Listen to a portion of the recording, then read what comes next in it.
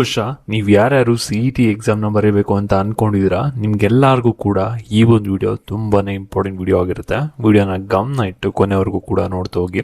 ಏನಕ್ಕೆ ಅಂದರೆ ಈ ಒಂದು ವಿಡಿಯೋದಲ್ಲಿ ನಿಮಗೆ CET ಎಕ್ಸಾಮ್ ಯಾವಾಗ ನಡೀತಿದೆ, ಮತ್ತು CET ಅಪ್ಲಿಕೇಶನ್ ಯಾವಾಗ ಓಪನ್ ಆಗಿದೆ, ಮತ್ತು CET ಅಪ್ಲಿಕೇಶನ್ ಹಾಕಬೇಕಾದ್ರೆ ನೀವು ಡಾಕ್ಯುಮೆಂಟ್ಸ್ಗಳನ್ನ ಯಾವ್ಯಾವ ಫಾರ್ಮೆಟ್ಗಳಲ್ಲಿ ರೆಡಿ ಮಾಡ್ಕೋಬೇಕು, ಮತ್ತು ಯಾವ್ಯಾವ ಫಾರ್ಮೆಟ್ಗಳಲ್ಲಿ ರೆಡಿ ಮಾಡ್ಕೋಬಾರ್ದು, ಮತ್ತು ಏನೇನು ಮಿಸ್ಟೇಕ್ಗಳನ್ನ ಮಾಡ್ತೀರಾ ಡಾಕ್ಯುಮೆಂಟ್ಸ್ಗಳನ್ನ ರೆಡಿ ಮಾಡ್ಕೋಬೇಕಾಗಿದ್ರೆ ಅದ್ರ ಬಗ್ಗೆ ಎಲ್ಲಾನು ಕೂಡ ಡೀಟೇಲ್ ಆಗಿ ತಿಳಿಸ್ಕೊಡ್ತೀನಿ.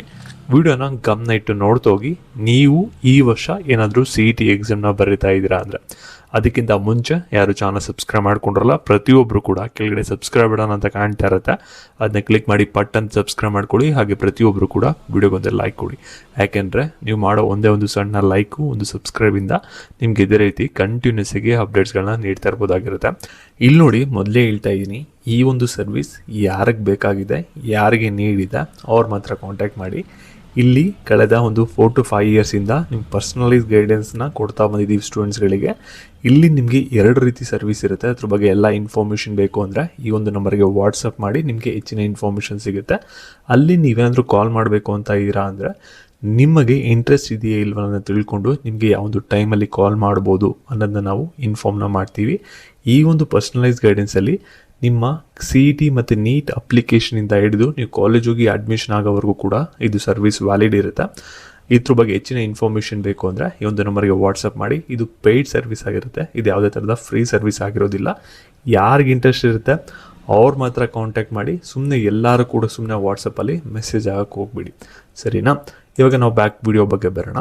ಇಲ್ಲಿ ನೋಡಿ, KE ಅವರು ಒಂದು ಅಫಿಷಿಯಲ್ ಆಗಿ ನೋಟಿಫಿಕೇಶನ್ ಇನ್ನೂ ಒಂದು ವೆಬ್ಸೈಟಲ್ಲಿ ಬಿಟ್ಟಿಲ್ಲ ಈ ವರ್ಷದ ಎಕ್ಸಾಮ್ ಬಗ್ಗೆ. ಆದರೆ ಫಾಸ್ಟಾಗಿ ಒಂದು ಟ್ವಿಟರಲ್ಲಿ ಅಪ್ಡೇಟ್ನ ಕೊಡ್ತಾರೆ ಯಾವಾಗಲೂ ಕೂಡ. ಅದೇ ರೀತಿ ಒಂದು ಎಕ್ಸಾಮ್ ಡೇಟ್ಸ್ ಬಗ್ಗೆನೂ ಕೂಡ ಅಪ್ಡೇಟ್ನ ಕೊಟ್ಟಿದ್ದಾರೆ. ಇವ್ರು ಕೊಟ್ಟಿರುವಂಥ ಅಪ್ಡೇಟ್ ಪ್ರಕಾರ ನಮಗೆ ಏಪ್ರಿಲ್ 23ನೇ ತಾರೀಕು ಮತ್ತು 24ನೇ ತಾರೀಕು ನಿಮಗೆ CET ಎಕ್ಸಾಮ್ ನಡೆಯುತ್ತೆ ಈ ವರ್ಷ. ಮತ್ತು CET ಅಪ್ಲಿಕೇಶನ್ ಬಂದ್ಬಿಟ್ಟು ಜನವರಿ 17ನೇ ತಾರೀಕು ಓಪನ್ ಆಗ್ತಿದೆ.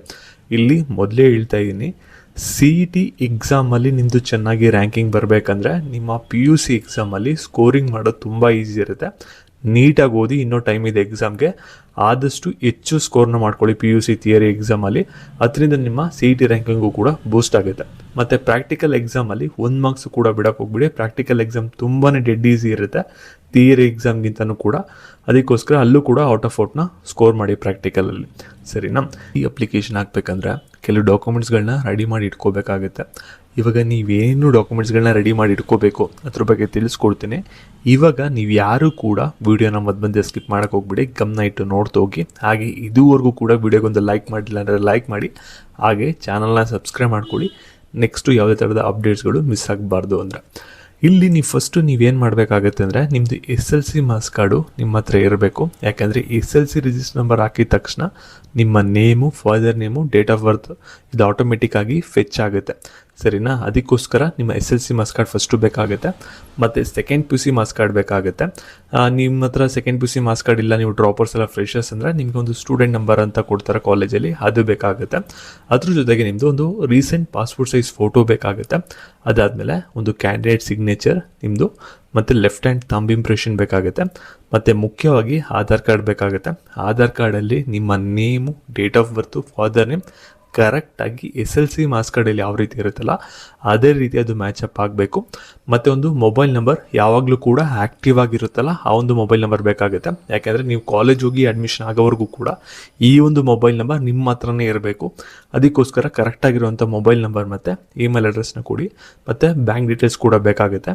ಏನಾದರೂ ನಿಮಗೆ ರೀಫಂಡ್ ಮಾಡಬೇಕು ಇವರು ಅಂದರೆ ಆ ಒಂದು ಬ್ಯಾಂಕ್ ಡೀಟೇಲ್ಸ್ನ ಯೂಸ್ ಮಾಡಿ ರೀಫಂಡ್ನ ಮಾಡಿಕೊಡ್ತಾರೆ, ಸರಿನಾ? ಇಷ್ಟೆಲ್ಲ ಡಾಕ್ಯುಮೆಂಟ್ಸ್ಗಳ ಜೊತೆಗೆ ಮ್ಯಾಂಡೇಟರಿ ಆಗಿ ಇಲ್ಲಿ ಸ್ಟಡಿ ಸರ್ಟಿಫಿಕೇಟ್ ಬೇಕಾಗುತ್ತೆ. Minimum 7 years. ನೀವೇನಾದರೂ ಕ್ಲಾಸ್ A ಆಗಿದ್ರೆ, ಇಲ್ಲಿ ಕ್ಲಾಸ್ ಅಂತ ಇದೆ, ಮಿಸ್ಟೇಕ್ ಆಗಿದೆ, ಇದು ಕ್ಲಾಸ್, ಓಕೆನಾ? ಇದು ಕ್ಲಾಸ್ A ಆಗಿದ್ರೆ ಮಿನಿಮಮ್ 7 ಇಯರ್ಸ್ ಸ್ಟಡಿ ಸರ್ಟಿಫಿಕೇಟ್ ಬೇಕು. ಅದರಲ್ಲಿ 10th ಅಥವಾ ಸೆಕೆಂಡ್ PUCದು ಮ್ಯಾಂಡೇಟರಿ ಆಗಿ ಇರಲೇಬೇಕಾಗುತ್ತೆ. ಮತ್ತು ನೀವೇನಾದರೂ SNQ ಕೋಟನ್ನು ಕ್ಲೈಮ್ ಮಾಡಬೇಕಂದ್ರೆ ನಿಮ್ಮದು ಇನ್ಕಮ್ ಸರ್ಟಿಫಿಕೇಟ್ ಬೇಕಾಗುತ್ತೆ, OBC ಸ್ಟೂಡೆಂಟ್ಸ್ ಆಗಿದ್ರೆ, ಸರಿನಾ? ಕ್ಯಾಸ್ಟ್ ಸರ್ಟಿಫಿಕೇಟ್ ಬೇಕಾಗುತ್ತೆ ನೀವೇನಾದರೂ OBC ಸ್ಟೂಡೆಂಟ್ಸ್ ಆಗಿದ್ರೆ, SC ST ಆಗಿದ್ರೆ, ಸರಿನಾ? ಅದು ನೀವು ತಹಸೀಲ್ದಾರ್ ಆಫೀಸಲ್ಲಿ ಪಡ್ಕೊಂಡಿರಬೇಕು. ಮತ್ತು ನೀವೇನಾದರೂ ಹೈದರಾಬಾದ್ ಕರ್ನಾಟಕ ರಿಸರ್ವೇಷನ್ ಕ್ಲೈಮ್ ಮಾಡೋಕ್ಕೆ ಎಲಿಜಿಬಲ್ ಇದ್ದೀರಾ ಅಂದರೆ ಹೈದರಾಬಾದ್ ಕರ್ನಾಟಕ ಸರ್ಟಿಫಿಕೇಟ್ನ ರೆಡಿ ಮಾಡ್ಕೊಳ್ಳಿ. ಕನ್ನಡ ಮೀಡಿಯಮ್ ರೂರಲ್ ಏನಾದರೂ ನೀವು ಕ್ಲೈಮ್ ಮಾಡಬೇಕಂದ್ರೆ 1 to 10 ನೀವು ಕನ್ನಡ ಮೀಡಿಯಮಲ್ಲಿ ಓದಿದ್ರೆ ಆವಾಗ ಮಾತ್ರ ಕನ್ನಡ ಮೀಡಿಯಮ್ನ ಕ್ಲೈಮ್ ಮಾಡ್ಬೋದು. ರೂರಲ್ಲು ಕೂಡ ಅಷ್ಟೇ 1 to 10 ನೀವೇನಾದರೂ ರೂರಲ್ ಓದಿದ್ದೀರಾ ಅಂದರೆ ಅವಾಗ ಮಾತ್ರ ನೀವು ರೂರಲ್ ಕೋಟಾನು ಕೂಡ ನೀವು ಕ್ಲೈಮ್ ಮಾಡ್ಬೋದಾಗಿರುತ್ತೆ. ಸರಿನಾ?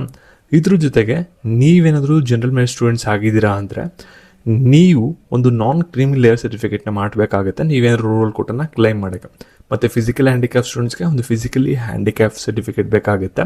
ಮತ್ತು ಸ್ಪೆಷಲ್ ಕ್ಯಾಟಗರಿ ಏನಾಗಿದ್ರು ಮತ್ತು ನೀವೇನಾದರೂ ಸ್ಪೆಷಲ್ ಕ್ಯಾಟಗರಿನ ಕ್ಲೈಮ್ ಮಾಡಬೇಕಂದ್ರೆ ಆ ಒಂದು ರಿಲೆವೆಂಟ್ ಡಾಕ್ಯುಮೆಂಟ್ಸ್ಗಳು ನಿಮ್ಮ ಹತ್ರ ಇರಬೇಕಾಗುತ್ತೆ. ಸರಿನಾ? ಇಲ್ಲಿ ಎಲ್ಲರೂ ಕೂಡ ಕಾಮನ್ನಾಗಿ ಮಿಸ್ಟೇಕ್ ಮಾಡೋದೇನೆಂದರೆ ಇಲ್ಲಿ ಇನ್ಕಮ್ ಸರ್ಟಿಫಿಕೇಟ್ ಬಂದ್ಬಿಟ್ಟು ಕ್ಯಾಸ್ಟ್ ಸರ್ಟಿಫಿಕೇಟ್ ಬಂದ್ಬಿಟ್ಟು ಸ್ಟೂಡೆಂಟ್ ನೇಮಲ್ಲೇ ಇರಬೇಕು.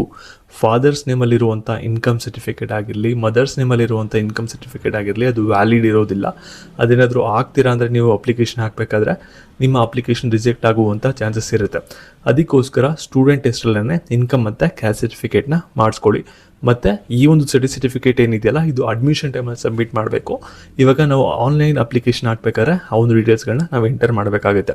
ಇಷ್ಟೆಲ್ಲ ಕೂಡ ಡಾಕ್ಯುಮೆಂಟ್ಸ್ ನೀವು ಕರೆಕ್ಟಾಗಿ ರೆಡಿ ಇಟ್ಕೊಂಡ್ರೆ 17ನೇ ತಾರೀಕು ಅಪ್ಲಿಕೇಶನ್ ಓಪನ್ ಆದಾಗ ಲಿಂಕ್ ಆ್ಯಕ್ಟಿವೇಟ್ ಆಗುತ್ತೆ. ಆವಾಗ ನೀವು ಅಪ್ಲೈನ ಮಾಡ್ಬೋದಾಗಿರುತ್ತೆ. ಮತ್ತು ಈ ಒಂದು ವಿಡಿಯೋ ನಿಮ್ಮ ಫ್ರೆಂಡ್ಸ್ಗಳಿಗೆ ಯಾರಿಗೆ ಸಹಾಯ ಆಗುತ್ತೆ ಅವ್ರಿಗೆಲ್ಲರಿಗೂ ಕೂಡ ಶೇರ್ ಮಾಡಿ ಇದು ಅಪ್ಡೇಟನ್ನು ತಿಳಿಸಿ. ನಿಮಗೆ ನೆಕ್ಸ್ಟ್ ಯಾವುದೇ ಥರದ ಅಪ್ಡೇಟ್ಸ್ ಮಿಸ್ ಆಗಬಾರ್ದಂದ್ರೆ ಚಾನಲ್ ಸಬ್ಸ್ಕ್ರೈಬ್ ಮಾಡ್ಕೊಳ್ಳೋದನ್ನ ಮರಿಬೇಡಿ. Thank you.